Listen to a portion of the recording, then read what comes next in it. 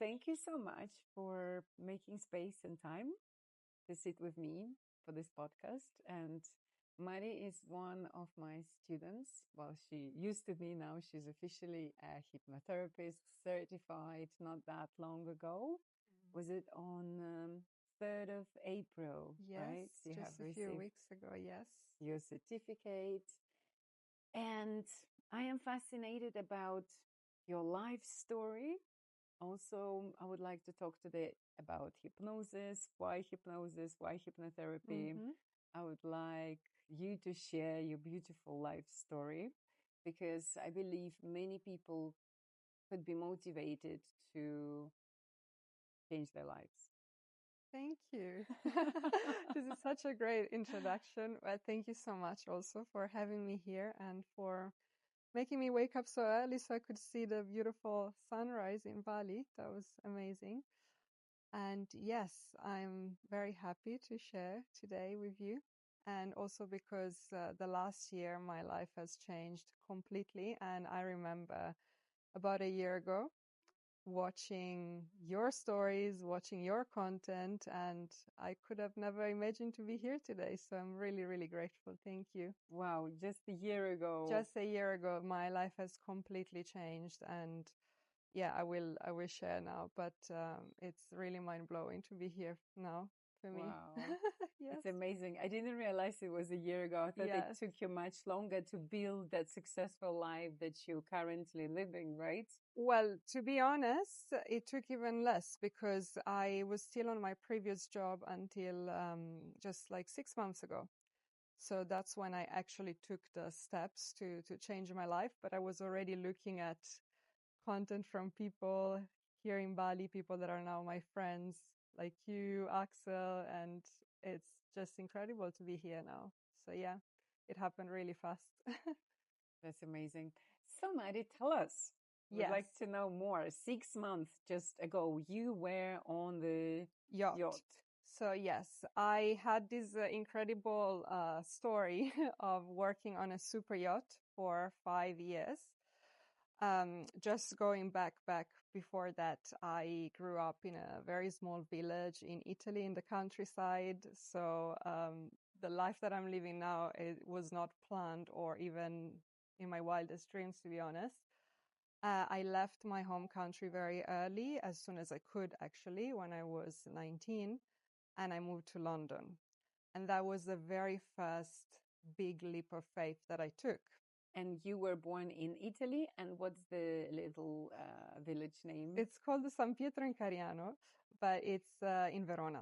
Mm-hmm. So yeah, I always had very, very big dreams, and I spent so much time, I realize now, in my childhood, in my head, like in my imagination, picturing all these beautiful scenarios for my life, who I could have become. But the reality is that I was like a very shy little girl. Mm-hmm. So everything that I had in my mind, all these big visions, big dreams, I would just keep them for myself. Nobody around me actually knew because I wasn't able at the time to express what was inside me. So my idea was always, as soon as I can leave, I would just go somewhere else where I can just create a completely new identity, really, because nobody knows me. So that's how I saw it. And then as soon as I graduated from high school, I moved to London. And even there, to be honest, I originally had plans to go to university in Italy, like I guess every kid does. That's what their parents want. And I wasn't really motivated. I didn't know what I wanted to study. I had no idea what to do in my life, but I just picked something that was the least painful, which was fashion design. But I wasn't really passionate. It was more like, okay, I can do that. And luckily, I can say it now, I got rejected. So I was like, okay, now I don't know what to do. Let's go to London. But the crazy thing is that I could not speak English at all, like nada. Wow. And yes, and I didn't know anybody there. I didn't have any contacts, but I was so hungry for this bigger life, or just, I just knew that there was something really big waiting for me as soon as I would have left my familiar environment. And so I went, and thinking back now, I'm very proud. Very It courageous definitely as well. wasn't easy. Yeah. How old were you when you were living Italy? So When you arrived to London? I was 19. 19. Yeah. And I also didn't have a lot of money. I mean, I didn't have any money myself. My family gave me something like £500, and that's all I had. So I didn't have an apartment. I didn't have a job. I was like, okay, I have a couple of weeks, whatever this money is gonna take me Last to. for? Yeah. And then if I find a job, that's great. Otherwise, I'll have to just go back, and it's fine. I'll go back to my family. So being in London with £500, it's really plus not a lot. money in the pocket. It's really not a lot. You're just making decision what to do. Yes.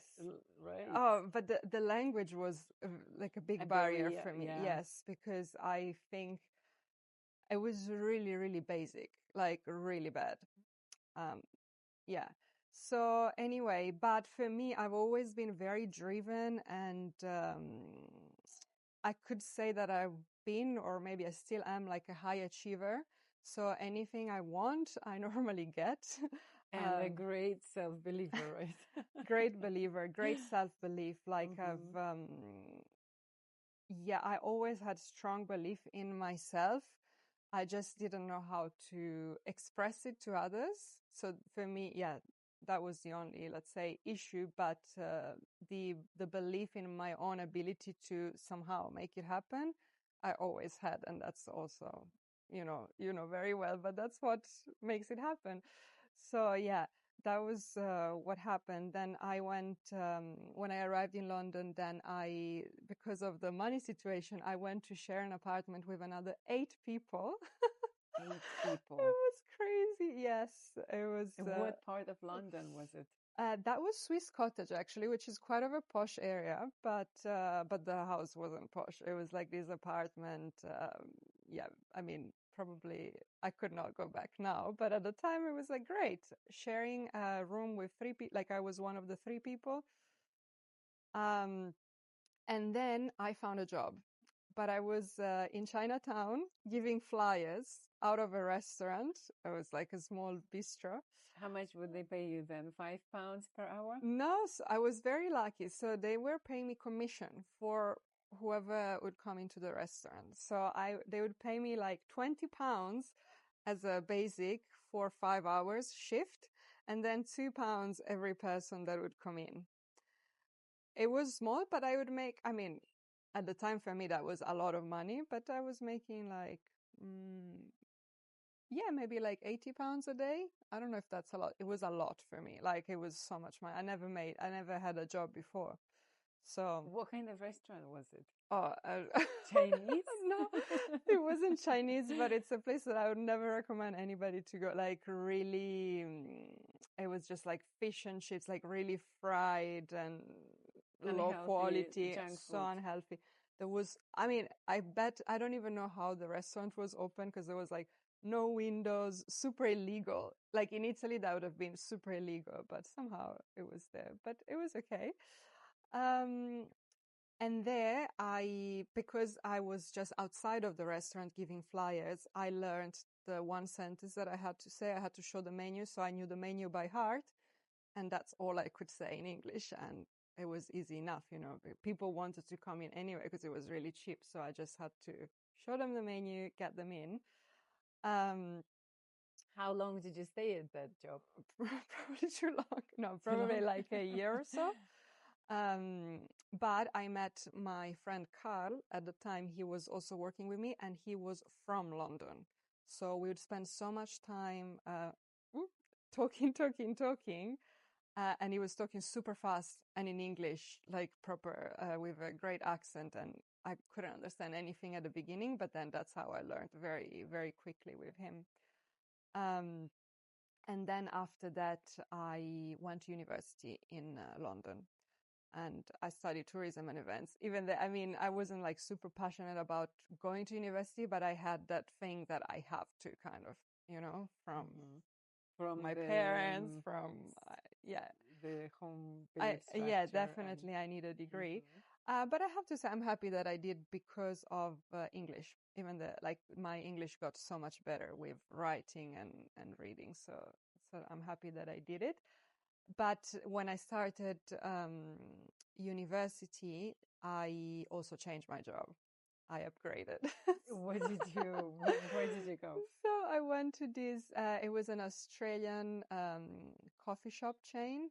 Amazing. Like completely different environment. Everything was great. I had the best time. That's where I met Anita. Anita is another friend of ours that was also a student Of of hypnotherapy. hypnotherapy. So Mm-hmm. yeah, this is another story. Sorry for another time, but that's where I met her. We used to work together at this coffee shop, and it was so fun. Like we had the best group, the best team, the best environment. I just loved it so much. And then when I finished my studies, I started working in events for the same company. And then from there, I'll just make it a Yeah, little how short did because you it's get long. to Then the after yachts? the 7 years in London, it was Right. enough. Moved to Palma de Mallorca. Again, it was the same thing. So there wasn't a reason why I couldn't speak Spanish now, but I've got English.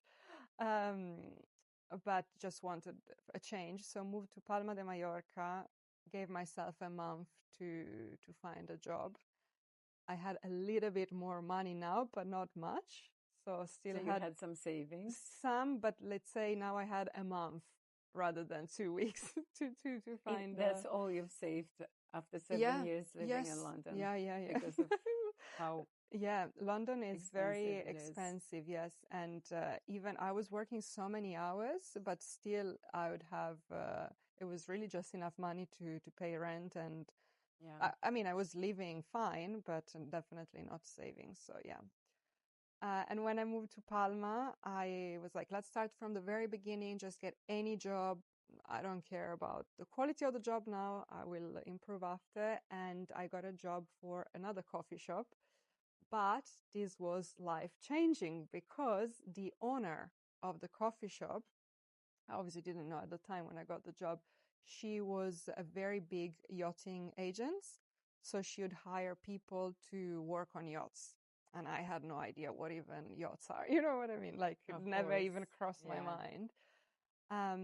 But she used to work on yachts before, and now she opened this business. She was recruiting people, but also she had a cookery school where she would invite Michelin star chefs, and then chef students would come to the class, and then they would go work on yachts. They would get trained and then go on yachts. So I met so many people now that are working on yachts, and they open a completely new possibility into my field. Like I had not even idea. And did you learn Spanish A by the little bit, time? to be honest. Mm-hmm. She was also from London, so I was So speaking English English. was enough at that time. Yeah. Also, all the customers at the coffee shop, they were all tourists.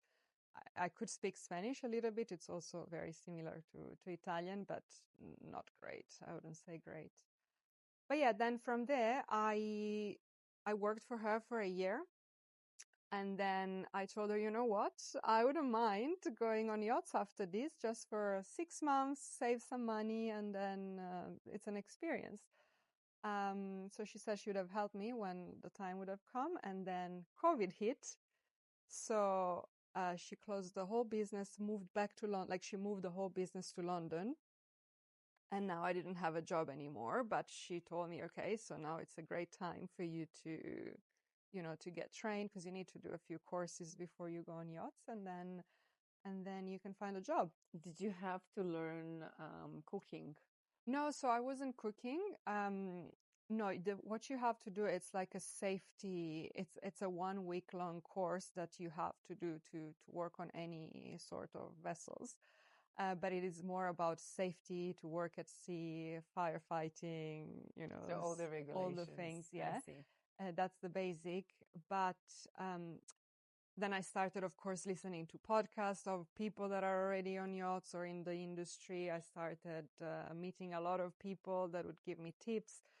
And every single body would tell me it is very hard to find your first job. Once you're in it, it's okay because you are in the industry and not, I mean, it's very niche, so there's not like so many people, but it is very selective and it's very difficult to enter. So I heard so many stories. It's gonna take you even a year. You need to go dog walking, giving your CV to everybody, blah blah blah. And that's when I started listening to a lot of manifestation stuff. This is where you started programming your mind that it's going to be absolutely different. I was like, not for me. It's not going to be the case. And I think, I mean, I didn't know what I was doing at the time, but I do a lot of, I've always done a lot of identity work. So the moment that I choose to go into the next chapter, I just convince myself that I am that person. And I remember meeting new people at the time and in the gap between the job and the yacht. And they would ask me, so what do you do? And I would be like, I'm a stewardess on a super yacht. I just kept saying that, but I wasn't, but I was.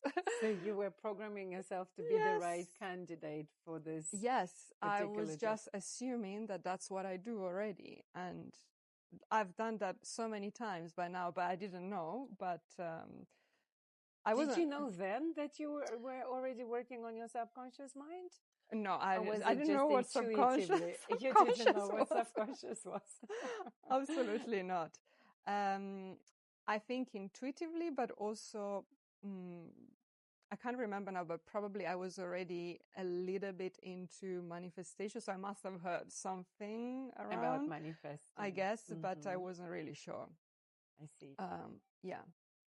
Anyway, it took me literally like a week to get on a yacht. To get on a yacht, but not only I got the other story that goes around the industry, just if anybody wants to go, is that there's so many, you have to be very lucky to find a good yacht because there's so many yacht with like nasty owners or that just they treat you very poorly and this and that, or the crew is horrible. Like so many stories that are kind of scary, and people that like they change so many times until they find the one. And I found the one right away. It was just amazing. And in fact, these 6 months turned into a 5-year wow 5-year career. So you were going, just the idea was to go there, stay there for 6 months, save some money, and it took you 5 years.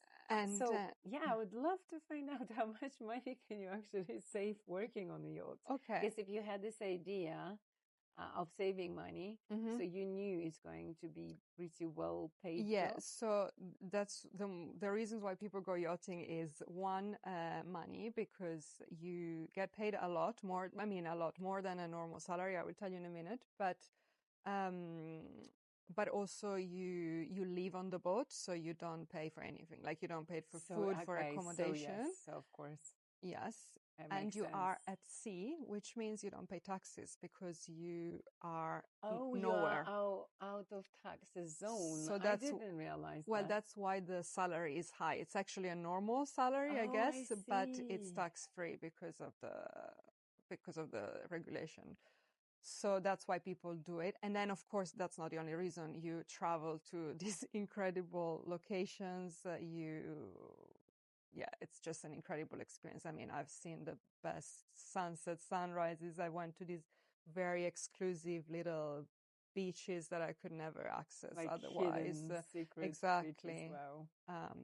Then the lifestyle in general, like you go to very fancy places. I mean, it is pretty cool. But wait, what were we saying? So I've lost it. You are going to the yacht. Oh, yeah. You're planning for 6 months, but then you're staying there for 5 years. You must have liked. Okay, yes. Job. So that's why did you stay for 5 years there? Yeah, so I entered also because I just wanted a job. I didn't have, let's say, the experience, because that's another thing. Yachting wants like very luxury experience, which I didn't have. So I entered as a galley hand. So the galley is the kitchen, means kitchen in boat terminology. And so galley hand, it's like a kitchen porter. How do you say? Like I was washing dishes, and I was also chopping veggies, and I would make desserts, and for the crew especially, but also for guests. So that was my thing. I was terrified when I got in because I never worked in a professional kitchen, and now I was with these two chefs, one American and one Irish, that I couldn't understand what he was saying, and they were like Michelin star style chefs. I can I was imagine. terrified. And I was like, fake it till you make it, fake it till you make it. Like, I gotta act confident. Like, I have to pretend that I know what I'm doing. They were amazing though. Like, they were lovely, but they were working fast, like really, really fast. So I just adapted. And even there, and my plan was, now I get this job, I'm going to do such an incredible job. They're all going to love me. Like, I would really tell myself these things. Going to love me so much. And by the end, because it was temporary, it was just for 3 months, this role. And then after the 3 months, somebody will leave, one of the girls will leave, and I will take her job as a stewardess. That was just my plan that I assumed. And exactly like that, it happened. It happened. How Yes. long did you have to wait? Well, I worked the summer season, so it was 3 months as by contract. And then just like that, one of the girls quit. And as soon as I heard the rumor that she was about to quit, I went to the chief stewardess and I said, I want a job. By the time they already all knew me, again, didn't have the experience, but they could see that I would adapt really fast. So they gave me the job. And then from there,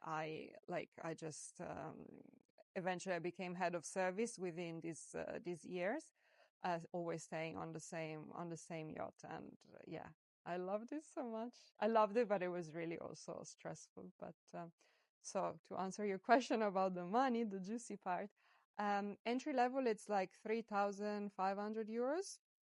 That's like the junior level. Then I got up to like 5,500. That was when I was head of service already. But the cool thing is that this yacht was privately owned. So it was just the family that owned the yacht that would pay the salary, kind of thing.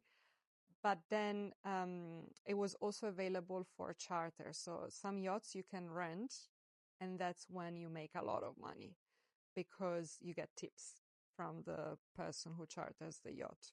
So in my personal case, we would only charter 1 month of the year. So it wasn't like so much, but in that 1 month, we would make like 20K each on top of our salary. So that would have been the tips? That was a tip per person. Per a month? For the 1 month of charter. Yeah. Wow. So you had more tips than the salary then? In yeah, that particular case you've just shared. Exactly. Wow. But there is a balance. So some yachts, they only do charter. You can definitely make so much money, like so much, because imagine if you have 1 week charter, another week, like you keep getting charter, you get a lot of money, but it's so unhealthy for you to work that way, because when you have guests on, you really work like 15, 16 hours a day, and the pace is like really fast. You just constantly running. It always feels like you're saving a life, even though you're not.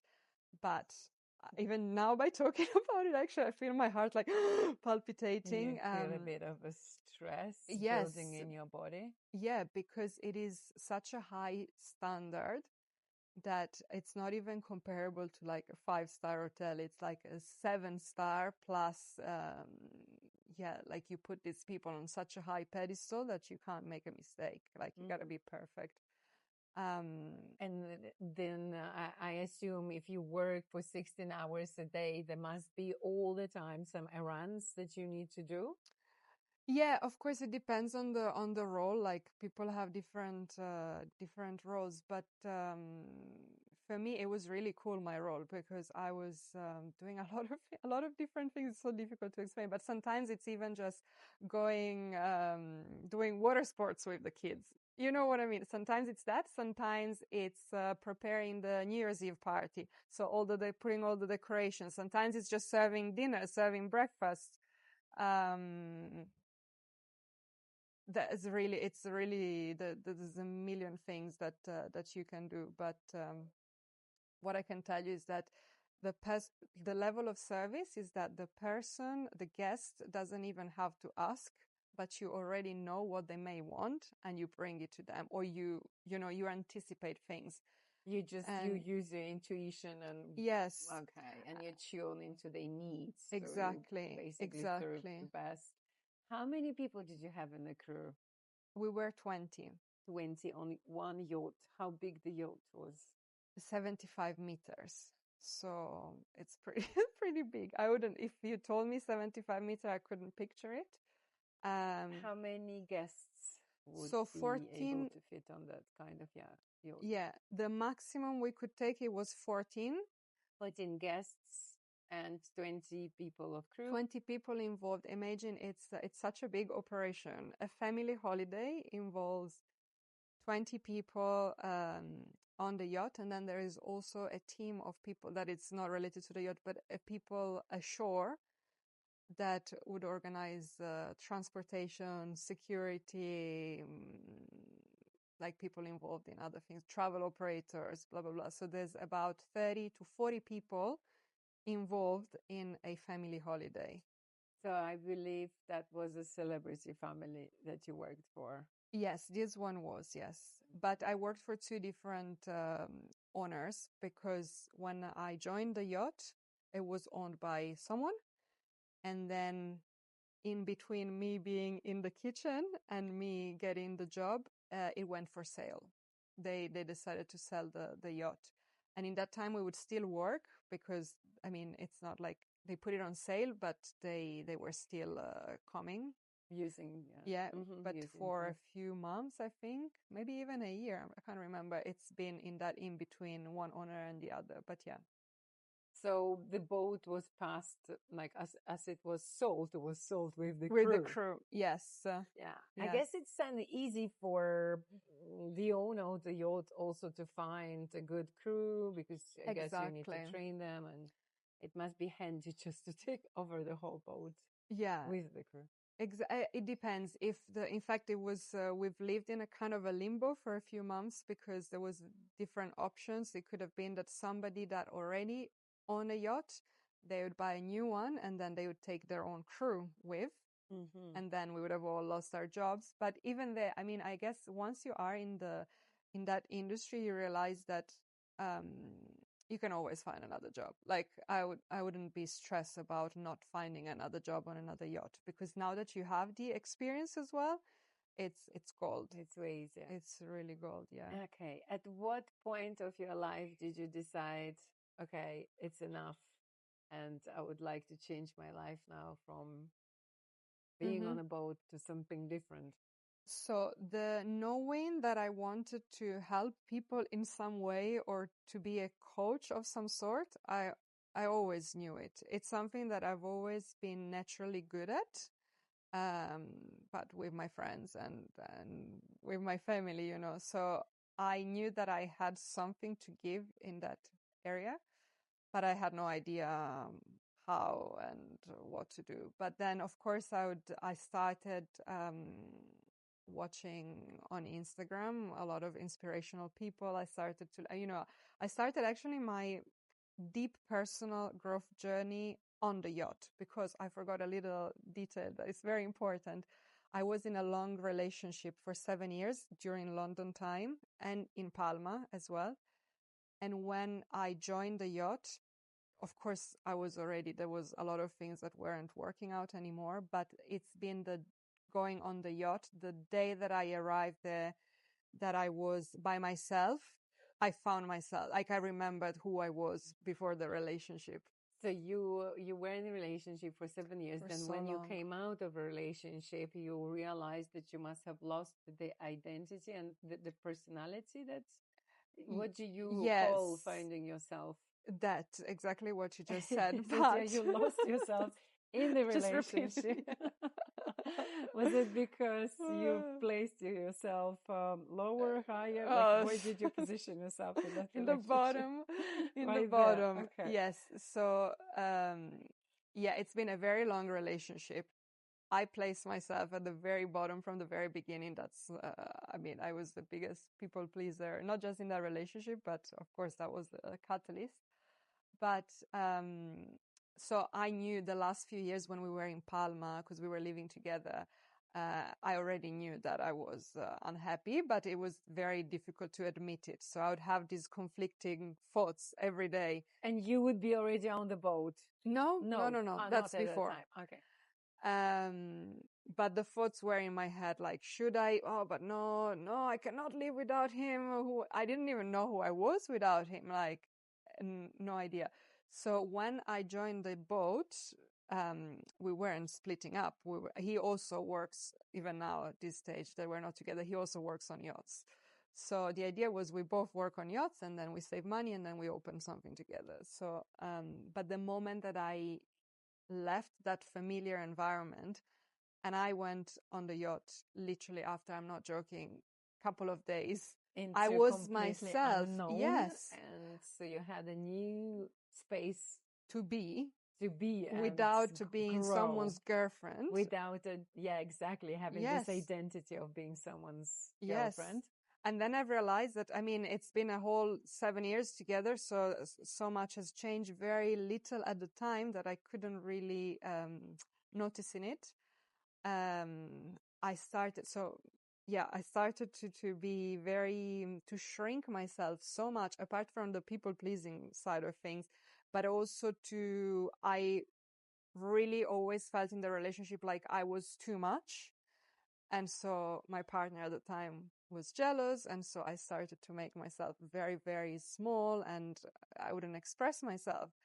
And then when I was alone in this environment, I was like, oh my God, it's so nice to have friends, even, to just and be to have me. A freedom. And it was unavoidable. Yeah, like from that moment, it's like it was the little voice that I had became so loud. Like, of course, I have to do something about it. I can't be in this relationship anymore. It's been very difficult because all of my identity was attached to this relationship. I had no idea who I was. So that was what I'm saying is that after 6 months on the yacht, or 4 months, whatever it was, 4 months, then I came back to Palma and I broke up. Horrible. Like horrible, I mean, very heartbreaking, but so beautiful at the same time. And then I went back on the yacht. And New life chapter. New life. That's when I started all the personal growth. I started journaling there. How did you know about journaling practice? Where did you find out about it? I remember I've seen only one time, one story of one girl that I don't even particularly follow, but I know exactly who she is. Yeah, I mean, I know I met her in London, and anyway, I remember she did this story that she would sit in the tube before going to work, and she would just free flow write 2 pages, whatever comes to mind. I was like, oh, that's cool. And then I started doing it, but what I was doing, I wasn't just writing free flow. I realized that so every time that I had a trigger or something that would cause some weird reaction, uncomfortable feeling, whatever that was, I would start writing. And then I would go to the root cause of it. I don't know how. I think I was already very, I was doing that, like I knew myself in that level already through my mind, but I never put it into words. So you were looking for the reason while you were writing it. Yes. You were analyzing what's going on at the Yes. back of my head So or in cool. my head, and understanding why, what had triggered me, right? Literally, just like that. Fantastic. That's how I started to know myself, slowly, slowly. At the beginning, I wouldn't do it all the time. I would do it just when I was really annoyed. And I started also realizing that, let's say, oh, I'm annoyed because this girl said this and that, like, and then I would think, what does it say about me? Like, why am I feeling like that? Why does it touch me, And I would find most of the time the reason. And at the same time, I started listening to Mel Robbins, Jay Shetty, like some mindset stuff. And I started reading some books, but really kind of beginner friendly. But that's when something started to open up. In the meantime, I'm on the yacht, party, drinking so much on the weekend. So you were in your 20s? Yeah, late 20s. Late 20s. Yeah, okay. yeah. 25, 26 or something. Would you party on the yachts or parties for No, the like guests, outside. you mean, No, we were partying a as lot as well? crew on the, like when we had free time on the weekend or so. Uh, but yeah, I had this duality of spending a lot of time, also for the first time spending some time on my own, which is interesting because actually I wasn't physically on my own ever because I was with these 20 people.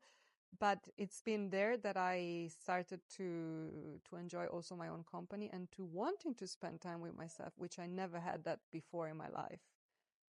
How does luxurious life, you must have seen, you've mentioned beautiful places, Mm-hmm. chasing the sunsets Yeah. from one luxurious um, destination to another. Mm-hmm. How did it affect your life? Did it influence you Yes, anyhow? 100%, in a great way, meaning it expanded my awareness of what's possible, what's available. Um, and it also collapsed sort of separation from this lifestyle or from me and rich people, even though of course I was working for them, so that's not the point, but I was in such a close proximity that I realized I can have it. Not that I want, it doesn't mean that I want a super yacht, but I can have that life if that's what I want. So I the belief can, was this kind of life is it's also available available and to it's me. so not far away from That's me. an interesting belief because I would expect most people being in this environment would position themselves much Yeah, lower, I know. knowing, like, understanding, okay, if I'm the yacht owner, I've got 20 people of crew, which I pay roughly 3,500 euros a month, right? That's already a bit of money to spend. Hmm. Petrol is extremely expensive. Oh We yeah, I know it's mean, like, they say it's like throwing money, like cash hmm, in the water. That's what I've heard, at least, about yeah. yachts. And obviously, the whole expensive that comes with service, parking the yacht, and transports, and everything you have Hmm. mentioned, right?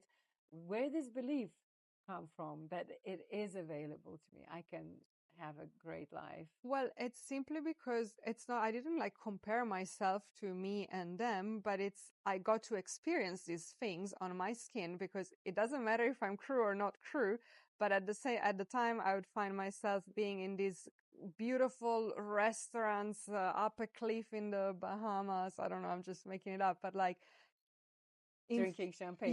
exactly, which if I had to use my logic, I could have never thought a year ago I was broke. How is it possible that I'm living this life? Now, of course, it doesn't mean that I was rich, but I was living this life somehow. But you were living Do a you know life what I of a mean? It's millionaire. delusional, of course. I know that I don't have the millions in my bank, but that life is available to me. So that's how I used it. Of course, I think that yachting can be the biggest expansion in your mind, meaning that it collapses a lot of beliefs. And also, in manifestation, you want to feel the feeling of how does it feel. And if you know that trick, I got so many experiences of feeling the feeling. I Yes. simply would brainwash myself that I wouldn't start thinking, oh yeah, but it's just because I'm working here. No, I am actually living this. Like, that's crazy.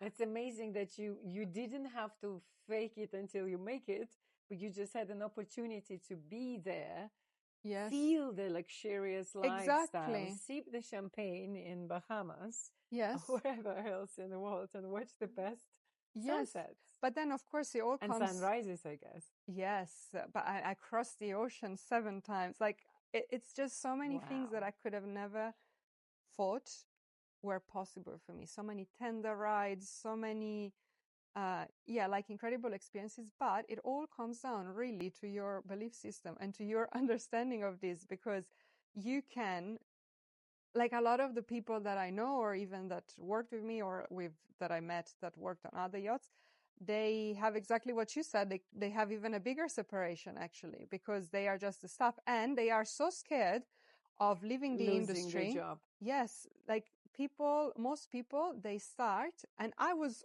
about to get there at some point. That's why I drag it to 5 years, because you then get to think, it What can't get else? better than this. What else can I do, Like, right? Where else yeah, would I earn that much money? it's this, or I go back to a shitty job where I can't go on holiday. Now I get to be always, I mean, you work a lot as well, but it's very, you work a lot for a few months and then you don't work a lot for a few So yeah, months. how does So, it work with in terms of holidays? How much of a holidays can you take um, as a so crew? first of all, you work a lot when you have guests on. But for example, in 1 year, in 12 months, in total, we would have us personally guests on 4 months of the year maximum. So it means that you work super intensively during these 4 months, but then you have 6 months in which you work Monday to Friday. So for 4 months it would have been time off No, no, no. You totally. Oh no, always work, sorry, but 4 months you would have worked work. almost without a day off. Yeah, it doesn't have to be. So what I mean is like you have 3 months, let's say, in which you work every single day, Oh, I all see. day. Maybe you have, if you're lucky, 1 day off in between. That's the summer season, and that's all it is.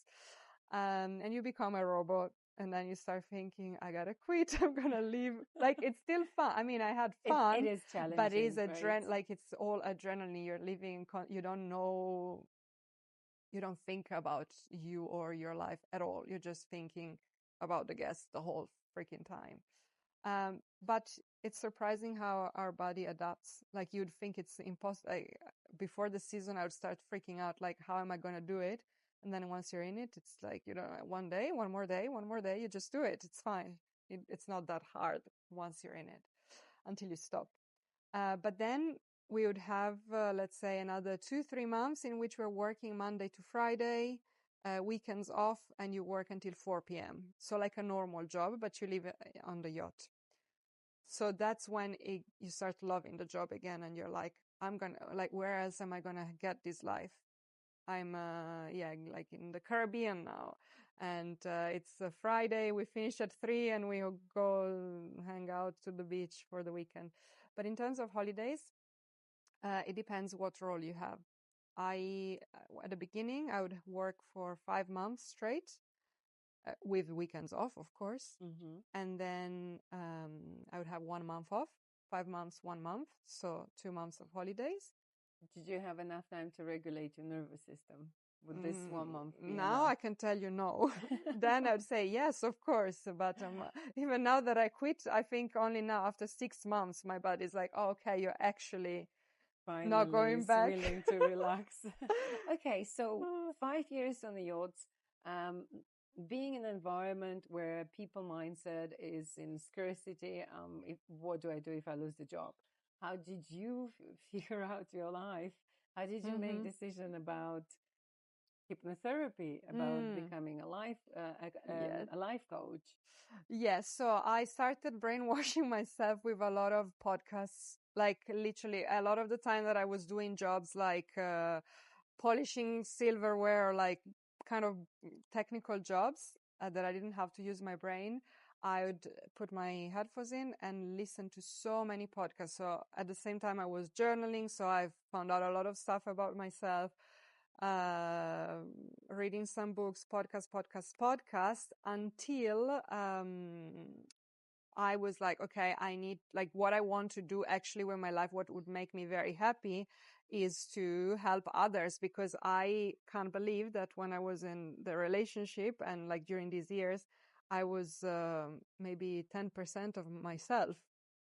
I don't know what I was. So you became a shadow of who Yes, you used to be. yes. And I knew that I had so much inside of me, but I just kind of assume if you want to be someone's if you want to be in a relationship, you have to compromise. If you are too much, then you're like, if you're expressing yourself, then you are too much. So I realized that they were all bullshit that I was telling myself, and how life could be so much more beautiful when you were yourself. So that became my, like, that was my fuel. I really wanted to help people, and I would still do it with the people around me, as it was just natural. And I've been told so many times, you're so good at it. So I knew it was my next chapter, but I guess you also must have had a little bit of experience of sorting out the issues, right, of the crew, like being surrounded with so Yes, many yes, people. There must have been a lot of tension and situations yes, that you might not absolutely. necessarily want to share, but I guess Yeah, yeah, yeah. psychologically you Oh, need to provide um, the environment for people where they can yeah. get on well together, right? Yeah, but also with myself, I started because when you are in such a Excuse me. close contact with many people and the crew, it's like they're all different ages, different backgrounds, and you live in such a small space together, eating together, working together, going out together. If there's a lot of triggers. So you become closer than your family, basically. Closer than your family, but also such a great opportunity. Like if you are open to investigate your triggers, it's beautiful. You get so many opportunities, I like can only so imagine many. because, But you know, all yeah, the shadows, all the stuff yeah. comes out, you know, everybody better And than then you also yourself at see it some in them, and like these two people, point. they did, Mm-hmm. Yeah. if you are open to see it. Otherwise, it can also be like I've seen a lot of people going in a dark place because of that. Because if you take it personally, then it's not Okay, great. I see. So you've got to be extremely resilient and what else? Resilient and Diplomatic, perhaps. yes, I think it's to get to stay in a job like that. You also have to. It's more about your personality really than the skills. The skills you can learn it. It's not rocket Open-minded. science. Open-minded and good communicator, I guess. Because if you don't communicate, you get upset, and then if you get upset, there's a bad mood, and it's not just a bad mood about you and a colleague; it's the whole family Of course, it dynamic, affects the atmosphere. We know So. that as soon as one negative Yeah, person walks the room, it affects the exactly. whole Exactly. people there. And I Same with the remember, positive, right? yes, So, and what I you remember remember? I would do so many things that now they make sense. Like now it's obvious that I was doing these things, but I would do like, let's meet outside for a morning gratitude coffee, like all these random stuff that to keep To motivate and yeah. inspire Or people. like I would always write these motivational quotes on the board in the morning. I would write these messages in the chat. So it was something that I was already naturally doing, kind of thing. But then I had all the limiting beliefs about, okay, but that's what I want to do. But am I going to make this money? Is it going to work? There's so many life coaches. Why am I better than others? Like All the doubts, of all the course. things. Mm-hmm. And what I had to lose, it was a good job. So it's not like I was, yeah, I was losing something that I didn't care of. So that, and then I met Axel online. So did you come across his social media? Was it Instagram or was it YouTube Instagram. first channel? I think I got a reel of his or something, Mm-hmm. and I started following. And then one day, I mean, I wasn't like an active follower, but I remember that one day he was pitching his webinar on how to start a business from your sole purpose, and how to make it work, and blah blah blah. And I was like, okay, well, let's just see, just to have an idea.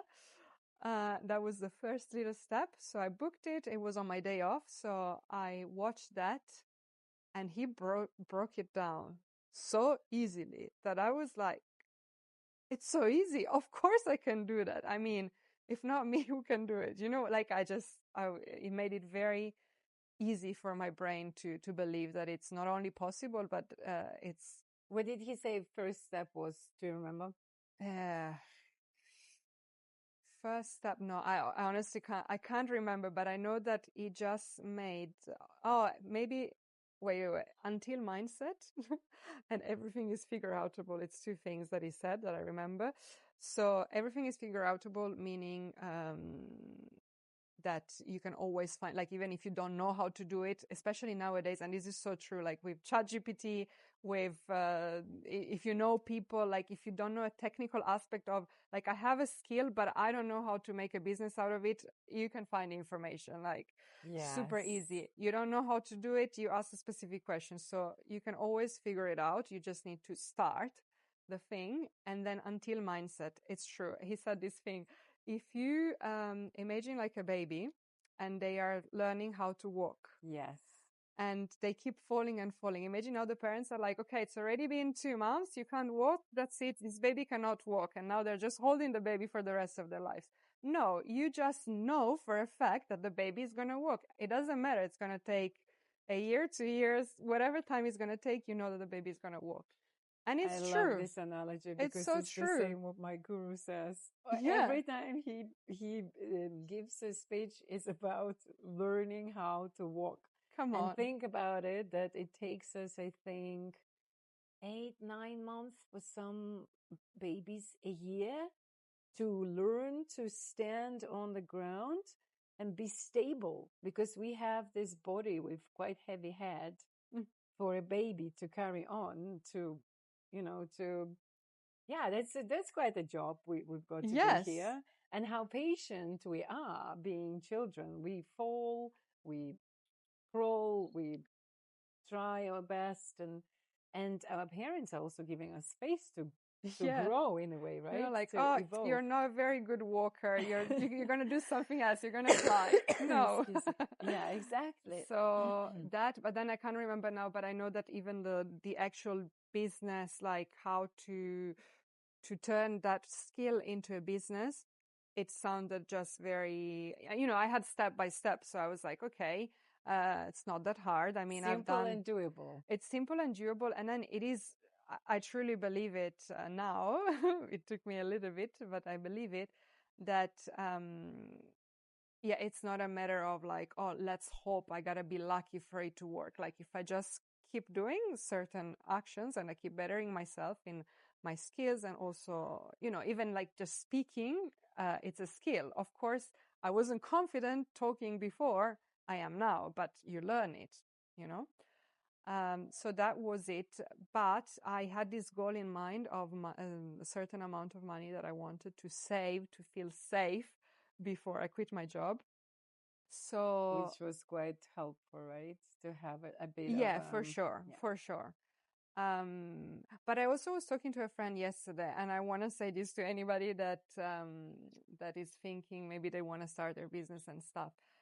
Of course, if you have the resources, if you have some savings, like I did, it is better to just quit your job and you just go all in into the thing. But you don't have to. Like if you don't have the money, it's also fine to start your business, even to start creating content about it. Like that is it's talking about social media business, like yes, creating your brand right now, right? Yes, you can just start doing that before. You can start, like there's so many things that you can do even while you are at the job, and then you can quit it. Yeah, so there are always first steps that could have been taken in the direction of creating your brand, yes, or whatever business you have in your mind.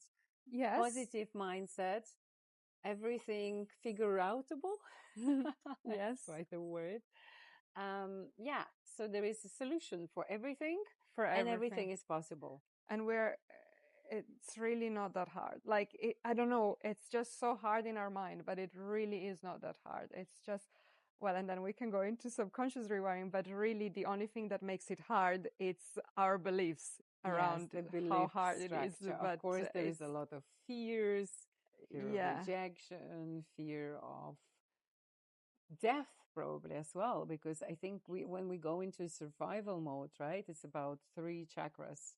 It's all about survive. And yeah, people, I guess, are very afraid of not making it till the end. Yeah, of the unknown. The unknown is The super. unknown, so many fears. But I'm extremely curious about your path. So you are on a boat. You already have made a decision that that job is not going to be for the rest of my life. Yeah. I would like to move on. I would like to become a coach, right? So you had already this intention set in your mind. Then you have you came across to Axel's content, and it started shaping also your mindset even more into positive. You were also watching other podcasts. I love it how you say it, while polishing silverware.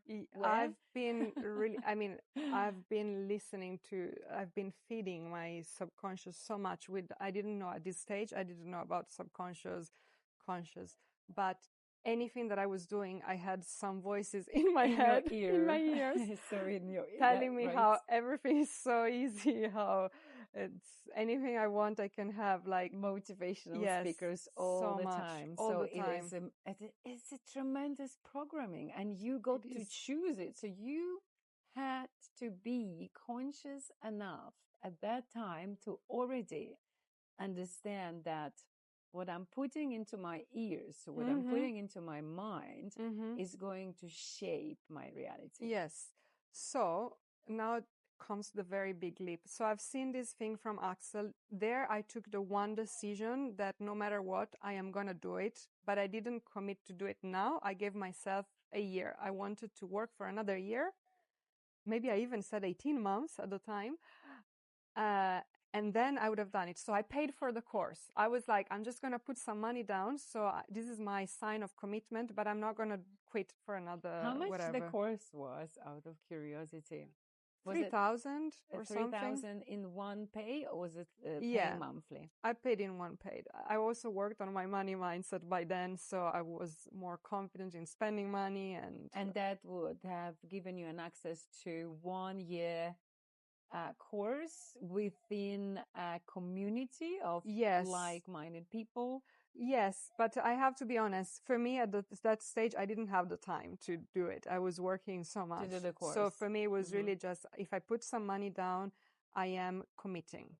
But it was really just a mental game, even there. And I knew it was. I was like, I do it, so then I know that I am actually going to freaking do it. And it's the best investment you have ever probably made in your life, right? Investing into yourself. For sure. But then the very big leap came after, when I came across another guy, Gabriele Martinelli. Oh, you know? yes, you know him. Yes, of also course. in Bali. Yes, of course, then, also in Bali. He's a lovely soul. I also follow him. Oh yeah, he's amazing. And he talked, I mean, it was the first time that I heard this concept about the difference between conscious and subconscious, and how only 5% of your mind is what you're aware of, is your conscious mind, and then there's about a 95% of your mind that it's a subconscious program built on repetition from the past, from what you've learned about life, about yourself, and that really shapes the whole game. And it opened up a huge portal for me, because I realized that if with my 5% of conscious free will was freaking strong, like I've done so much mindset work and it brought me to where I was, but it's always been because I was very disciplined, very driven, and with a positive mindset.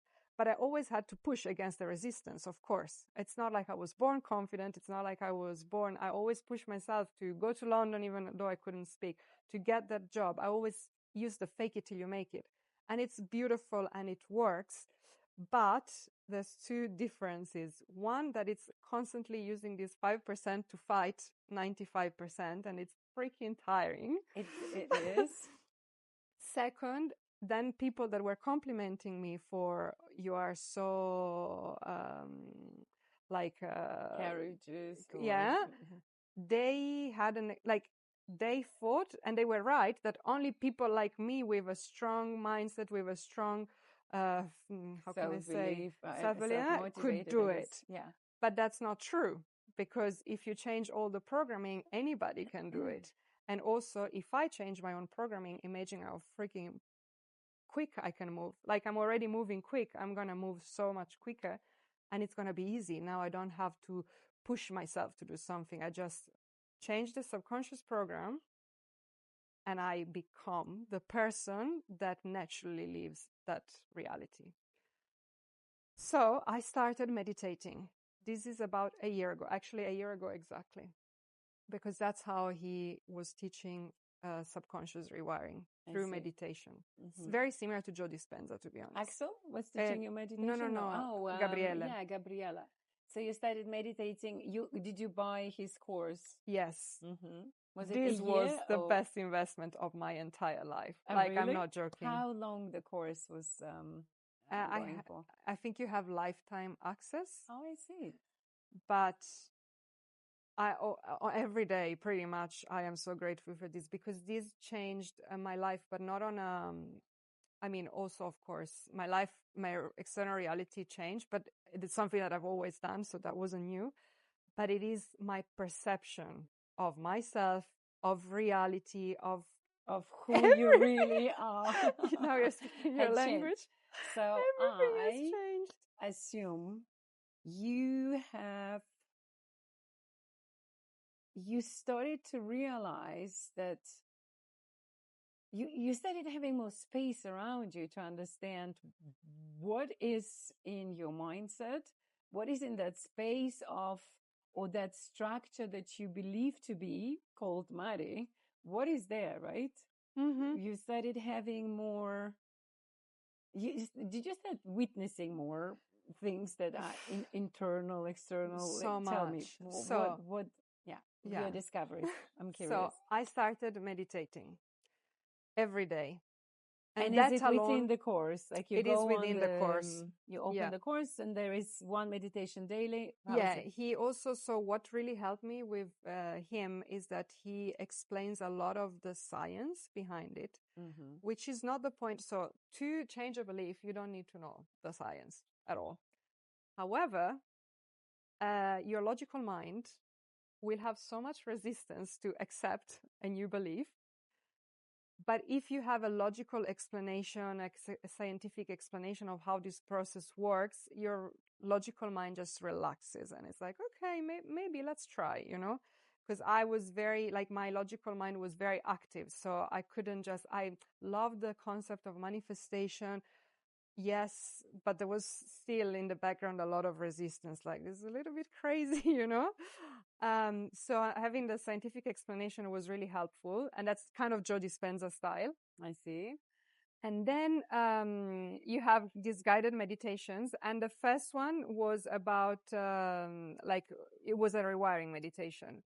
So first, it's a guided meditation, but what has happened there, and it happened so quickly, like literally within a week of meditating or so, I had, for the first time, experienced being the awareness. Mm-hmm. Like, of course, I've read so many books about it, and you understand the information logically that you're not your mind, you're not your identity, but what does it actually mean? You know what I mean? It's I get it on a informational level, but when you experience it, it's you know it. Yeah. Now you understand it for real. It's how would you? It's could be compared to honey, right? If you have never tried honey, you can explain 1,000 times how sweet, what the texture of it is, how does it taste. But imagine a person, I don't know where in the world, never tried honey. Yeah. Same with the awareness. You can talk about it. You read so many books on that. Yeah. But as long as you don't have an experience, it doesn't tell you really Exactly. anything. And I still believe that information is important because it opens how can I say, it opens the possibility of that experience to exist. I don't know if I'm explaining it. I think, yeah, it's kind of battles your doubts. Yeah, like if nobody told you that you are not your mind, you wouldn't even try and get that experience or trying to understand. So of course you need the information, but then eventually you need to detach from the information and get to experience it for yourself. So that's exactly what happened. I started meditating and then I learned how to get into a deep state. And in the deep state, I was the awareness witnessing And that's when you really realize, okay, all of this personality, even though I built a great high achiever, positive mindset personality, but that's just a personality. That's just thoughts. Maddy, 32 years old, that lives on a yacht, that's just an ego. That's just a The mind representation identity of that, me. yeah, It's exactly. not what I actually am. And what am I? I am a perfect, limitless, whole being. And it brings so much peace, because from that space also you realize that all of the things that you think about yourself you can change, and that's the beauty of it, that you don't have to, if I'm a shy person but I'll try and act confident, I can simply say, no, I decide to be not a shy person. So you can detach yourself from any traits of personality that Yeah. was kind of created at some point of your life. It was built into you.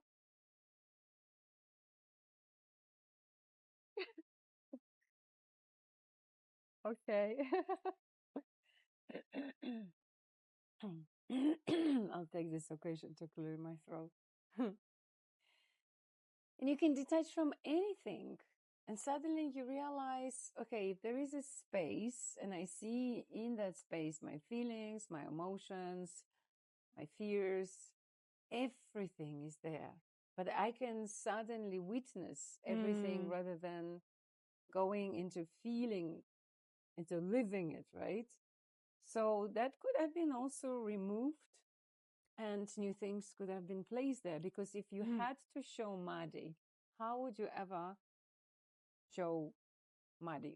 How would you show um, yourself? Like if I was asking you, show me Maddy, what would you do? Like, where would you point to? Yeah, exactly. And that's what I was most like, am I people, getting this and right? that's what, it's not a test. It's what usually most people do. So they touch their chest. Some people Mm. resonate here. It's me. Or some people would go into lower Mm-hmm. parts of the body, like around belly, right? But when you look at who we are, and we know that if I'm not that body, because I can show, if I show this, this is the body. I'm not the name, because name Maddy is just a name. I'm not the education. I'm not my thoughts. I'm not my feelings. I'm not my emotions. I'm not my beliefs. I'm not my clothes. So who I am, or what I am, perhaps, right? Mm-hmm. And that's very interesting that there is still in every person, there is a still of a sense of who I am. So Mm-hmm. that feeling that it's the structure of everything I've just mentioned put into one container that is believed to be Maddy. Yeah. But if you had to describe really fast, is a feeling of who I am. Yeah, exactly. It's just So a. with all your fears, let's say all your doubts, we're talking in general because, I know you worked a lot on yourself, but how most people resonate with who they are, Mm-hmm. right? It's everything they have had experienced, their mind had labeled, plus all the structure and all the beliefs of the society, of the crew, let's say you used to work with on the boat, because you keep picking things on the go. Like Yeah. what I realized in my life, that why it is important to choose the closest people, because you do become as them, unless you have a very strong personality and you're very self-motivated and driven as you are. But still, I would still pick up.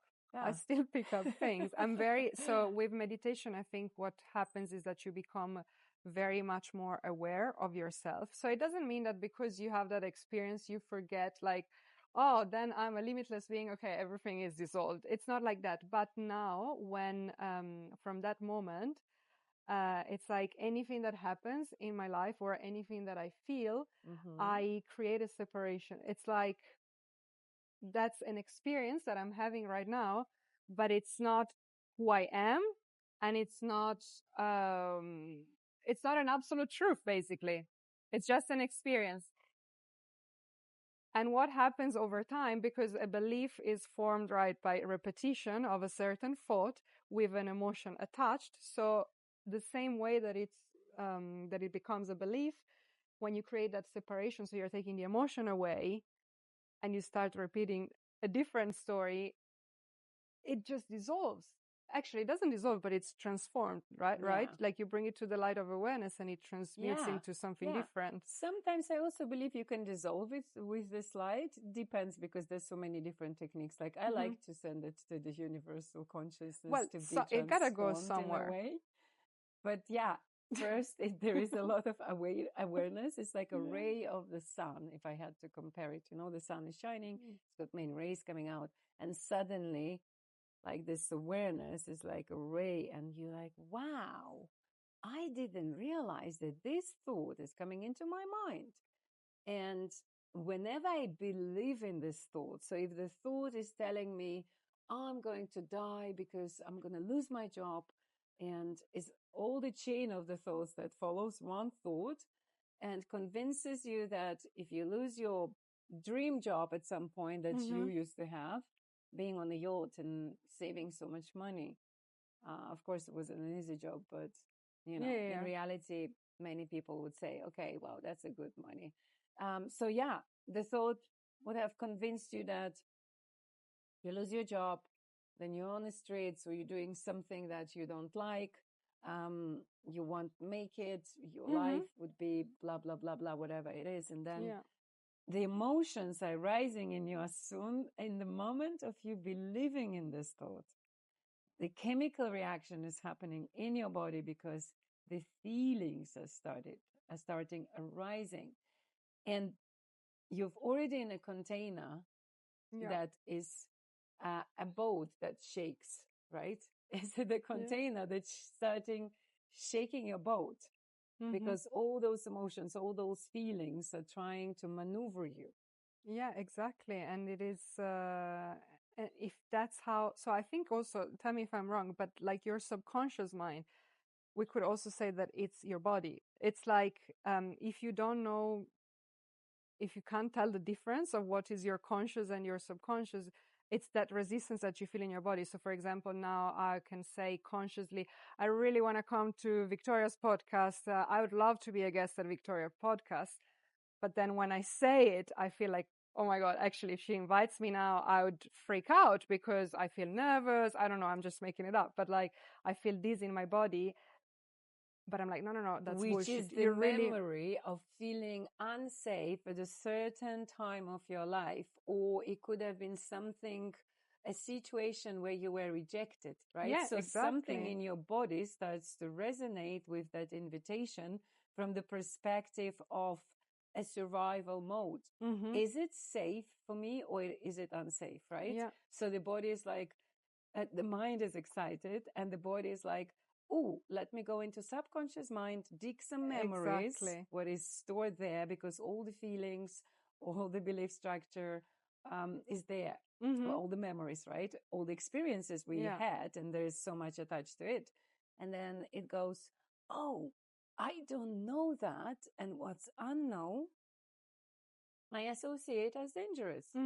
Exactly. So I think that's how you can find out and bring it to awareness. It's instead of just, as I did for many years, kind of pushing it away, like, okay, I don't feel ready. I feel nervous, but I'm just going to go because I want to do it. That's my first strategy. But now it's like, okay, wait a moment. Why am I feeling, how am I feeling? First of all, I'm feeling nervous. I'm feeling like this. And then you can investigate and find out, yes, I feel like this because I have this root belief that when I speak, I get rejected, because maybe when I was at school, that happened, that I talked in front of the classroom and everybody was laughing because I didn't know the answer. Like, it's something that small that could now change the whole chemistry of my body. And just to explain something that really helped me to understand how belief then ultimately create your reality, is because imagine if now I'm feeling on a subconscious level that I am not qualified enough, I'm an imposter, I don't know enough. But on a conscious level, I'm like, I really want to go to that podcast.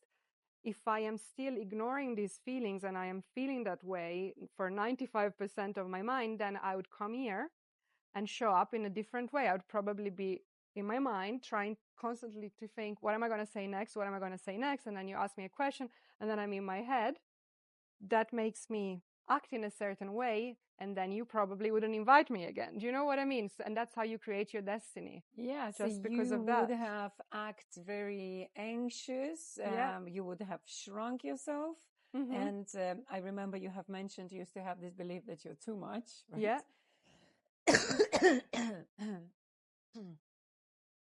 Excuse me.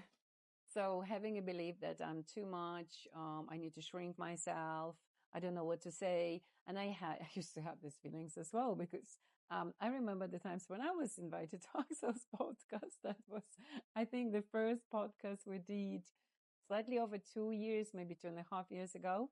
And every person I know, even famous people, celebrities going on the stage, they also have moments of self-doubt, fears, because our minds, it's an amazing technological thing, I don't know, machine that is structured in the same way for everybody. So if you don't master your mind, the mind is going to master you. Exactly. And it's going to tell you all the horrible things.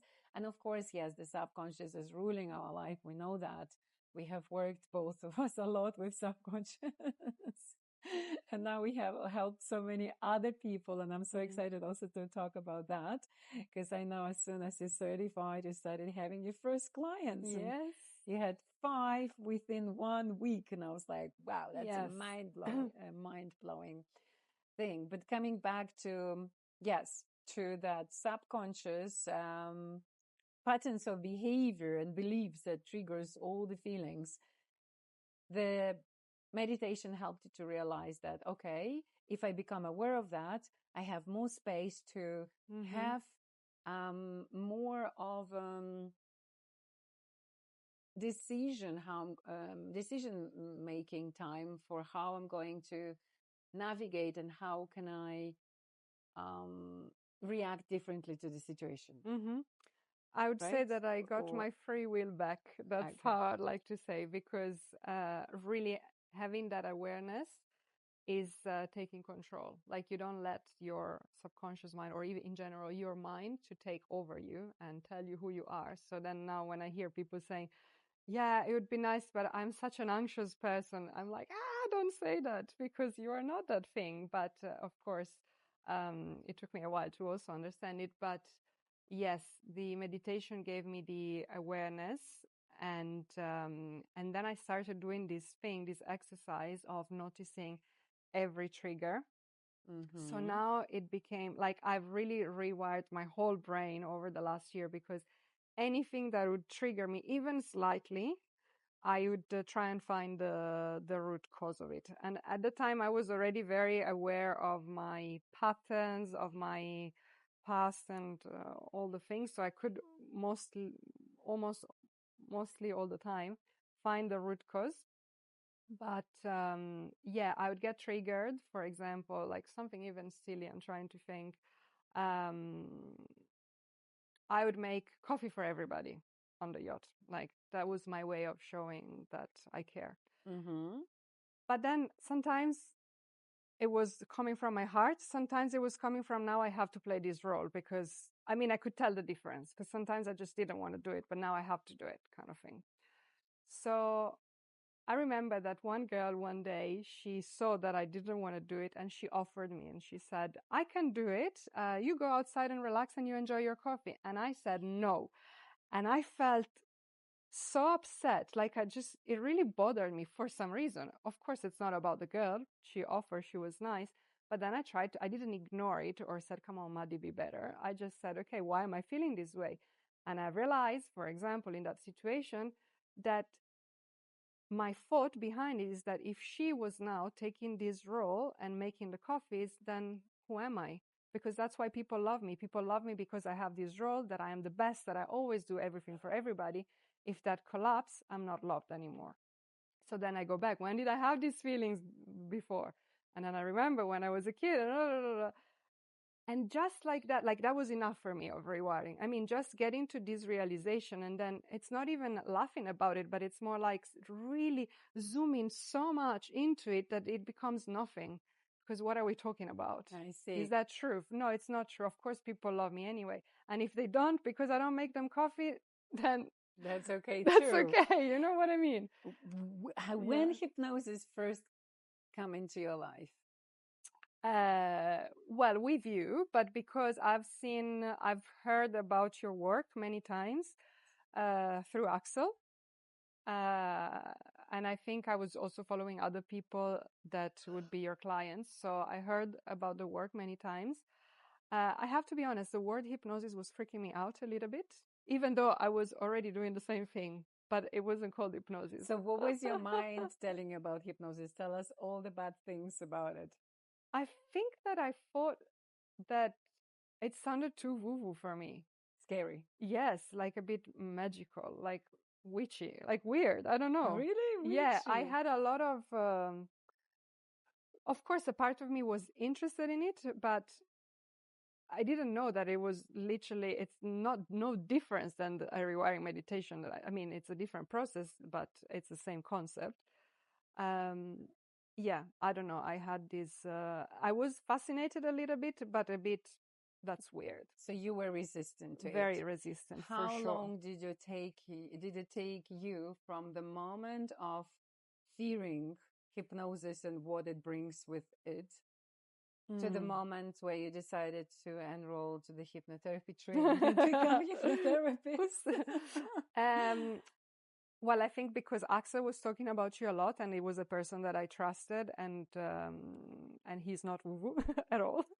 So I was like, okay, he's very materialistic yes, person. yeah, I mean, like I wouldn't call materialistic. I believe Axel is quite spiritual. He's definitely too. spiritual, but Very he wouldn't spiritual. probably show it. Yeah, but he makes it easy and understandable that this life it could be could have been lived in the best way, right? Yeah. And for living it, we need abundance. Yeah. We need to have funds, right? But I think it's like Tony Robbins. Like, you know what I mean? Tony Robbins is actually spiritual, but he wouldn't, that's not how he portray himself. I see. So I think it's the same. But anyway, Axel was talking about it and how it really changed his life and this and that. And then one day he was hosting, you were hosting a group session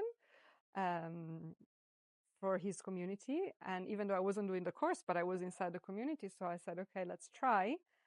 But it was so funny because I was very, in a very stressful time of the yachting season. And we were living in, like in a cabin, very small cabin we would share with two people, and we were in bunk beds. So I was in the bed underneath. It's like a little coffin, I have to say, on a boat in the middle of the ocean. And I decided to listen to this group hypnosis session. It was about money, I think. And the moment you start and you say, and you go deeper and deeper, and you're deeper, sinking and you're on deeper. a boat. And I was there. I mean, I don't know if it's because of the boat or whatever, but I know that as soon as we went down the stairs, everything came up for me. Like my heart started racing, which I know now it's, of course, it was like an accumulation of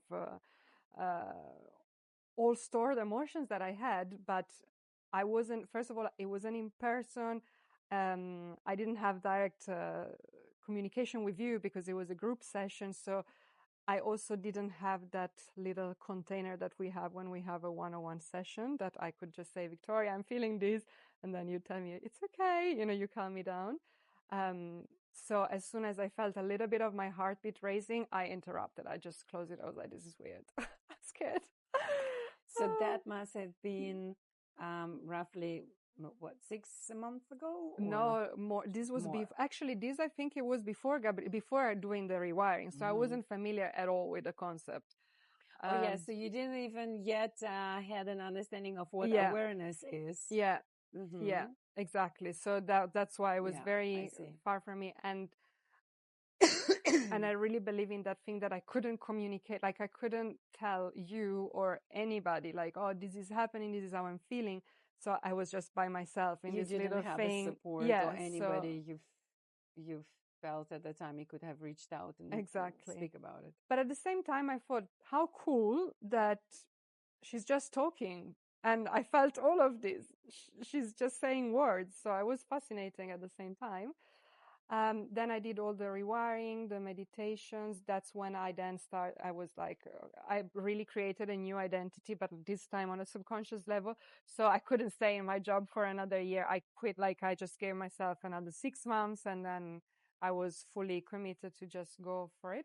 So you decided nevertheless to leave the boat, and then you what's the moment you made a decision to do the hypnotherapy training? And why did you decide to So do? that's because after I came to Bali and I decided to book a session because I wanted to. I think now I've done a lot of rewiring. Now I understand how belief works. So now I understand what you're doing, that you're not doing some weird stuff. Now I understand it. And I was like, okay, I want to have the experience in person. So I had it, and it was very different, in fact. I mean, I think we've been talking for hours there. But yeah, I felt really safe, really supported, and it was a total different thing, nothing to be scared of. You also explained very well exactly what's happening and how I could always be in because my mind was very active, especially just coming off the job. So I was very controlling, and I would struggle to just let myself be guided or let myself just be relaxed. My body didn't know how to relax anymore. So, and yeah. what would you say your first experience of hypnosis? What was it? Do you remember the day? Yes, How did you feel I straight remember. after? It was a lot. It's like it was, no, it was so beautiful because it is a whole journey, and it's like, it's really a journey into your subconscious mind. I wouldn't know how else to explain it. And some things that even though I knew already, but they become so clear because you are now in this. So the thing is that while you are in survival mode, in stressy mode, which is unfortunately how most people are every day now, you can even see the thing, but you can't really bring it up to the light of awareness and really change it until you are into a very relaxed mode. Because if your aim is to survive, you can't change something to thrive. So you need to be in that relaxed state. So what happens in hypnosis, you go into this very deep relaxation state, and now you can look at the thing, bring it to the awareness, And understand what understand causes you it to feel a certain way or to act certain way, right? exactly.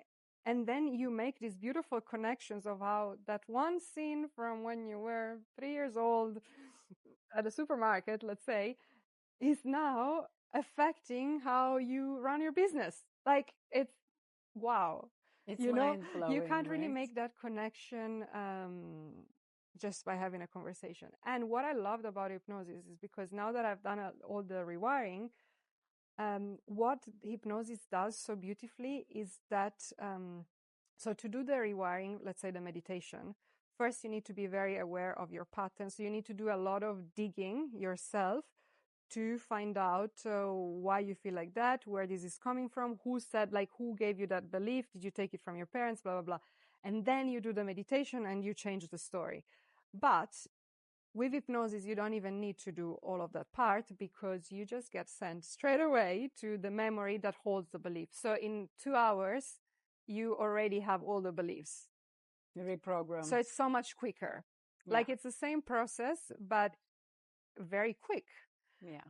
And you can not only see it, but then you can break it, dissolve it, because at the end, it's never an absolute truth. It's just a construct, like A concept of what you used to believe as a child.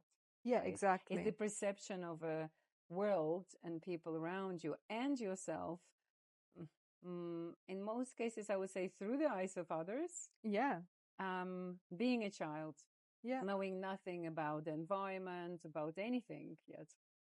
So exactly. you can look at it, you can understand this belief structure does not belong to me anymore. I don't have to think or feel as that child, sometimes Mm-hmm. teenager, right? Depends Yeah, where subconscious mind is taking yeah, you of to. course. And then you completely dissolve it, like you remove it and you install Yeah, beautiful beliefs, exactly. something that would have support you until the rest of your life. Exactly. And then because the installment, it's the what I call the brainwash. So of course, what I was doing when I was listening to all the podcasts and stuff, that's the installment part. But if you don't remove first, you can only, it's like you are creating all these beautiful beliefs, but they are on top of the ones that says, no, actually, that's not true. Oh, are you sure? You sure you're going to make it? You're not good enough, blah, blah, blah. So if imagine if you can remove all of that and just have the positive, expansive beliefs, then you literally can become unstoppable. Would Like, you say hypnosis changed your life? yes, absolutely. Mm-hmm. Absolutely. And I'm so grateful that I have this tool that I can use with other people as well, because it's incredible, like the transformation. Oh, and that's the other thing. Change is not, doesn't take long. Like that's another freaking belief that we have that, yes, I want to do that, but it's going to be hard. It's going to take long. And it's going to take long just if you believe that it's going So, to take long. It can literally be so quick and it can happen in the one session. Um, yeah, things shift so fast once you collapse the belief. That's the truth. And I know it sounds and it's too almost easy, but it's unbelievable, true. right? Yeah. People don't believe it. It's like, what, one session and I can actually become a different person? Mm. What was the most fascinating to you during the hypnotherapy training? Did you find out anything that was like, wow, a most interesting thing? During the training, well, I let them pass.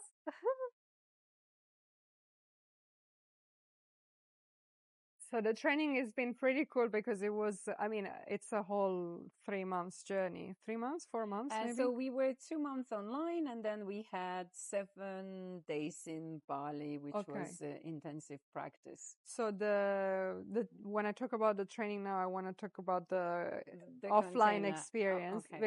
I mean, of course, everything else was great, Hmm. but that's where we've learned everything. But the offline experience, the end of it was so long.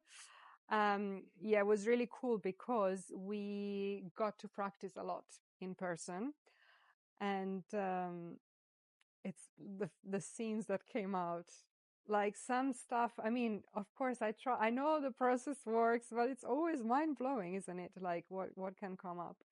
And yeah, I think we had past lives regressions. We have people in the womb. Um, like things that there was no way, no, absolute no way that with your conscious mind you could find out. And if you don't know it, you can't solve it, right? Like if you don't even know that there is a thing to solve, you can't solve it. So I think one of the best things for me was one session in particular, but of course I don't want to talk about it because it's about a person, but it was mind blowing to me. She went back to a past life, which I didn't even know that we were like, I wasn't going to do past life. It was just a normal memory. And from that one memory, she solved something that she was carrying for like 30 years of her life. And it was actually a phobia. Was it during the training you're During the talking about? training, Yes. Okay. I realize who's the it's, person. that was so cool. It's fascinating. And at the same time, excuse me, it's interesting that when I was creating the training, I was thinking, shall I touch the past lives? Mm, Because I know that many people still, unfortunately, believe that hypnosis is a woo thing, that is a mm, scary thing. Although we know now that it's a lot of a neuroscience there, it is mm, a science, and we understand subconscious mind, we understand conscious mind, and so many wonderful people like Joe Dispenza, Tony Robbins are talking about it. However, again, coming to belief structure of our society is what we don't know, we sometimes tend to call woo woo or something scary or something, you know. Um, so yeah, I did not want to create any kind of resistance in Mm-hmm. you. And I was thinking, okay, I will see what is your reaction. I will ask you a few questions about the past lives. Do you believe into reincarnations? But it was at the back of my mind to introduce at some point towards the end of the training a bit of a past lives, Mm-hmm. because through 7 years of hypnotherapy practice, I have had clients when we looking at this life, going into the scenes from the past lives, and it's not me who is saying it's a Yeah. past life, it's them telling me this is the past life. I don't recognize myself. I'm not Yeah. even a woman or a man, right? Even Yeah. the gender is changing. So whether you want to believe or you don't want to believe, there are certain memories coming onto the surface, um, and you just need to deal with it. So fascinating thing was that during your training, so many of you have had past life experiences. Mm. And I do really believe that this lifetime is very important, and there is so many issues we need to resolve within this lifetime that we might not have enough time to resolve the issues from the past life. But when you see how this lifetime is connected to the past life and how many issues could have been brought into this life from the past life, we just realize there is no way we cannot really, there is no way to ignore it, right? Yeah, but also I think two things come to mind. One, it doesn't really matter whether you believe it or not, because at the end of the day, like if the memory comes up, even if it's not real, and you actually said this that I really liked. Um, it's not about is it actually real? Like, was that my actual past life? Did it happen for real? But the fact that it came up, even if it's a construct of your mind, it still came up as an interpretation of something. So if you see it and you can give an interpretation to this thing that is solving or that it's giving you the reason why you are experiencing a certain blockage in your life now, that's it. Like you resolve it just like that. So it doesn't really matter if do you believe in past life or not. If it comes up, and just deal with it, you know? And you just have a clearance, and that gives you Yeah. like a clarity, right? Yeah, In a exactly. moment, and that resolves your phobia. Yes, exactly. Because she may have carried this from many lifetimes for real. Um, the other thing that I was thinking, I almost lost the thought, is that I've completely lost it. It's okay. So what I was also happy to hear when you started practicing, and I remember that was the scene that you were taking a client, and it was a happy scene. How wonderful was that? That was so beautiful. So this is now my one-on-one client. I was just practicing hypnosis at the time because we were still during the training, and we had to practice with just, it was really like a 20-minute happy scene. Like we would send the client into a regression of a past happy memory. And she went back to this memory and she started describing it to me. And more than the scene, it's about how you feel in that moment. So you really connect with your body. And she started crying so much, but of joy. And she had this very intense experience of, she really felt that joy that she felt when she was a kid during that scene. And then I took her out of hypnosis, she was like mind blown. Like she was like, I couldn't remember how it feels to be so happy and free. And she was so grateful and just, I don't know, it was such an intense experience for her. And that was just a happy scene. And I mean, it is such a precious tool that we have that I really want as many people as possible to experience it, because It is crazy. And if you're thinking about it, but you still have some resistance like I did, and I totally understand it, just give it a try because it's not going to harm you for sure. I always say the worst that can happen is that you quit your toxic relationship, you move country and you start your own business. Like that's the worst that can happen is that. The worst scenario, Really? you can have your dream life. Yes, literally. No, but for real. Yeah, we know that. So. And talking about your clients, because now I know you have given at least 5 sessions, I think Yes. more, right? No, right now I think it was about okay, 5. Yeah. So, how was it? Yeah. Yeah. I actually have one today and one tomorrow. Beautiful. Yeah, it was really cool. I mean, we've practiced a lot before with the training, so of course I was already confident you had a by great, then. Yeah, great understanding. Understanding and the base, right? Yes, and also I seem to attract all clients that have similar, I mean, different stories, but similar kind of patterns from childhood that I had. So it makes it even easier for me to see it right away, probably even before the session starts. But yes, I had very beautiful experiences. The first one was super mind blowing, actually, because she also went back to the womb. Mm-hmm. And that was something that I'm so glad that you prepared me for it, because I would have never thought of the womb right away. Where is she? Yes. Because usually a client says, I don't know where I am. I think I don't have a scene. Sometimes they even say, like, I don't have a memory. Or sometimes they say, well, I don't know. It's dark and I don't see anything. Right? Yes. So she gave me very good clues, actually, but still, I probably wouldn't have understood unless you told me before. But she was like, she couldn't really see a scene, but she could feel something, and she knew that everything was dark. She was not alone,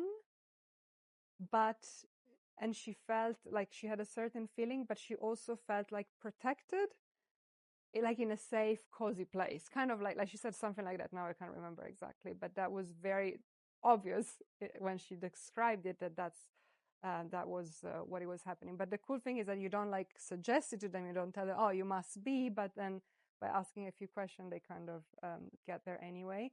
And it is crazy because of course I have no idea how it feels to be in the room, but she had this very strong feeling, and she connected to the feeling, and she found out what was the issue in that scene, that she was trying to communicate with the mother, but the mother couldn't hear. Then we found out later on, I mean, I'm not saying names, so it's okay, but we found out later on that mom didn't know she was pregnant, like for real. So it made a lot of sense. She was trying to say, I'm here, but mom couldn't hear. And because of this one scene, it was now reflecting in all different levels on her life, and it was so beautiful. She was shocked that that came up. So that was the first one.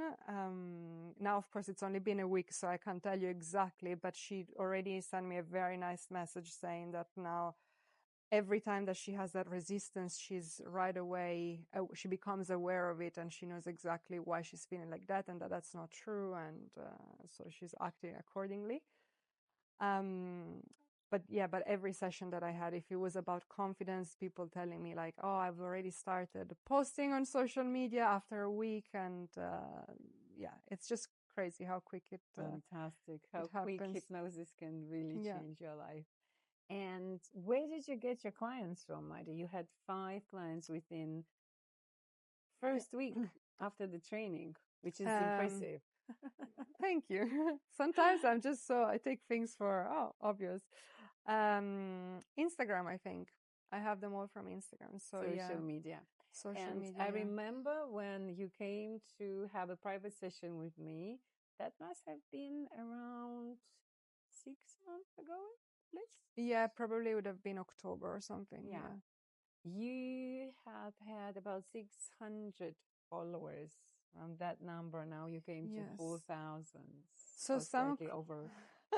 some crazy things have happened. So one of them that it's really mind-blowing, because when you said about Axel, it really is all about the identity. Like it really is all about changing your belief system. Because when I was on the boat, I was listening to this podcast of Axel all the time. And I found out only a few days ago, I went back to my camera roll and I found a screenshot of something that I wrote 1 year ago, exactly 2 days ago. And I wrote what I was going to say as a closing message at Axel's podcast, but Axel didn't even know who I was at the time or nada. I didn't have an Instagram account. I just freaking knew it, I guess.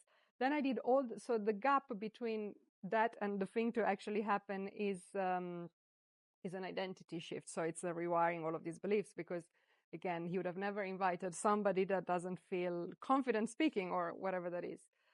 And but anyway, I knew this was going to happen, but then I kind of forgot about it, didn't What think did you about say it. on that screenshot that you have I found? said, Axel's podcast, when he will ask me what's an advice you want to leave. And I wrote that. I didn't say this when I actually went, but because I forgot, but I wrote what I was going to say. You have another chance to say it today. Yes, if you it was remember. about before you love others and you focus your attention onto helping and loving other people, it's really all about finding that love within yourself, and then automatically you're going to love others to a much deeper level rather than just people pleasing. That was the thing that I wanted to say to him. So anyway, then what happened when the more I started rewiring, the more manifestation happened, like things would happen very quickly. So then when I quit my job, I came here in September. So what, 6 months ago? Yeah.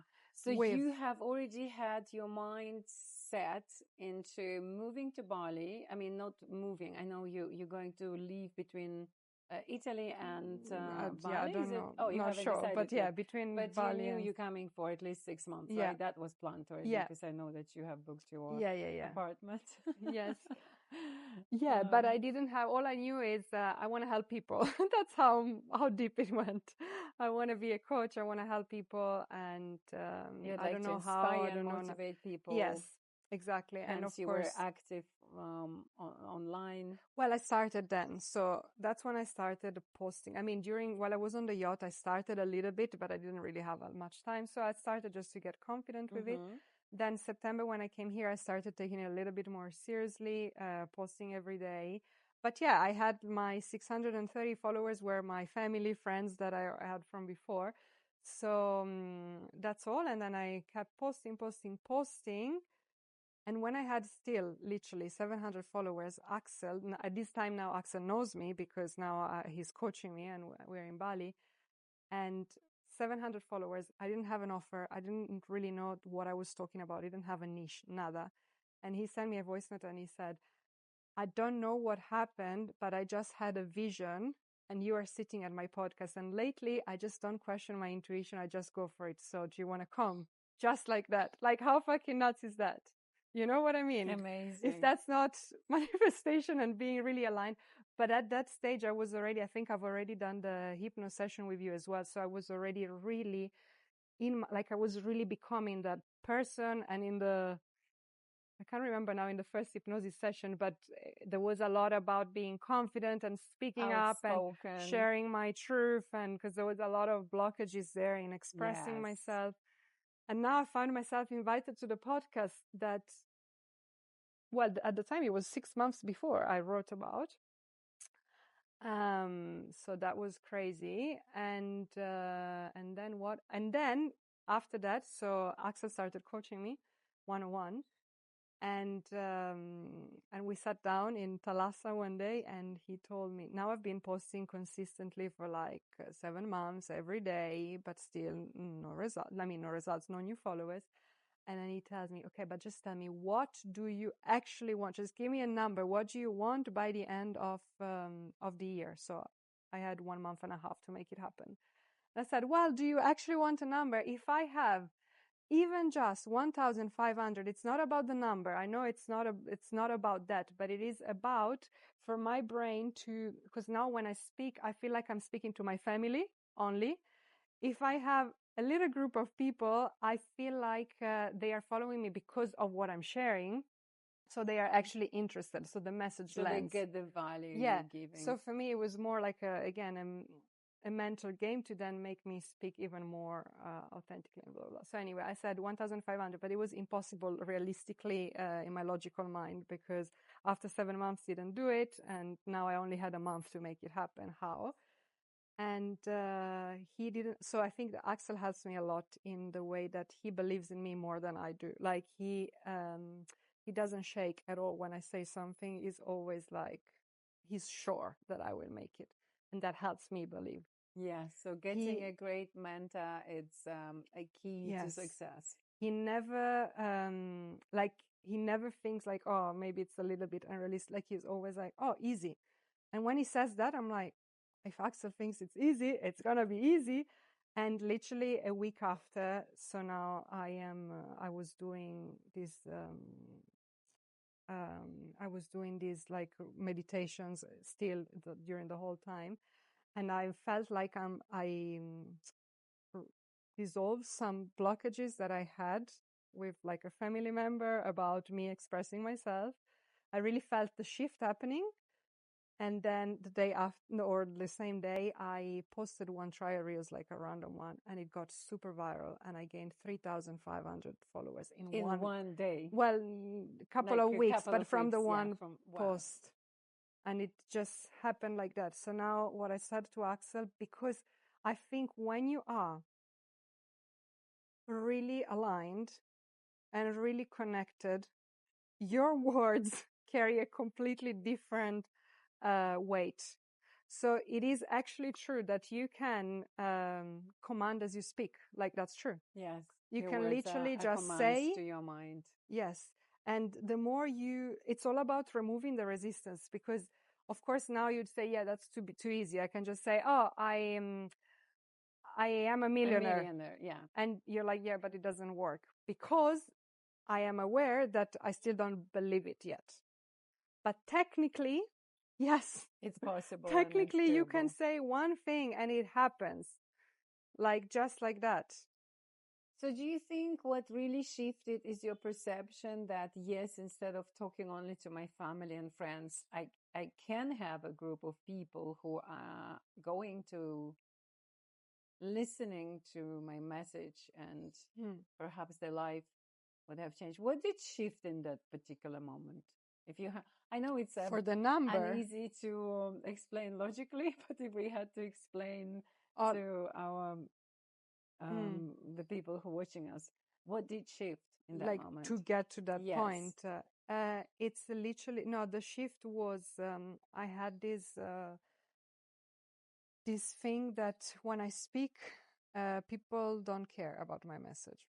That was my belief, meaning that I never questioned the worthiness of my message or of myself, which is already a great starting point. But it's like if I'm talking to someone that says, oh, hypnosis is bullshit, all of these things, it's crazy, you're just delusional. So if someone comes to you and they don't believe into anything, they don't believe in manifestation, hypnosis, then what would you say to that person? Well, no, I wouldn't even try. That's the thing, that I think it needs to get to a point that the person wants to do it. Like, you can't force somebody to believe in the process, because if they don't want to do it, they don't believe in it, then there's going to be so much resistance. If every time that I post a piece of content that I'm speaking about subconscious mind, about consciousness, about belief work, and if I do it from a state that I know that the audience, the person in front of me is someone that doesn't care about what I'm saying, that thinks that I'm crazy, that thinks that this is bullshit, then of course I have a blockage. I will speak in a certain way. And that's how also I couldn't attract my audience, because I was projecting this identity of a person that doesn't care to my whole audience. And that's the blockage. Like, even energetically speaking, that's the barrier I'm creating. But the shift that I had to do is that is not true. I had an experience in my life where one person that I was talking to, trying to explain something, they thought that I was crazy and that's just delusional. But that's just an experience. That's not every single person that will come across my content. So I had to collapse that belief to break it down, to then remind myself that actually what I'm saying is valuable to the right person, to the right audience. And that's how the shift happened, I believe. That's how I got all these people joining my account. So you started believing that there is an audience, even one person who is going to receive the message. Yes. And understand it. Exactly. And get the value, the most value. Exactly. The most value out of it. Yes. And it's the same one thing that I kept repeating nonstop until I believed it. It was, I receive feedback from my clients and they say, I love your work and I love you. My first one-on-one client, the first thing she told me is, I love you so much. I love your work.